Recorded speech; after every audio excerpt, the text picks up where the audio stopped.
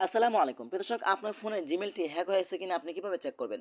আশা করি আজকের ভিডিওতে আপনাদেরকে দেখানোর চেষ্টা করব আপনার ফোনের জিমেলটি যদি হ্যাক হয়ে যায় আপনি কিভাবে তাদের ফোন থেকে আপনার জিমেলটি ডিলিট করে দিবেন। তো চলুন আপনাদেরকে দেখিয়ে দিচ্ছি। তার আগে ছোট্ট একটি কথা বলবো, যারা আমার ফেসবুক পেজে নতুন অবশ্যই আমাদের পেজটি ফলো করে রাখুন এমন গুরুত্বপূর্ণ নতুন নতুন ভিডিও পাওয়ার জন্য। তো চলুন আমরা মূল কাজে ফিরে যাচ্ছি। এই কাজটি করার জন্য ফার্স্ট অফ অল আপনি চলে যাবেন আপনার ফোনের জিমেলে।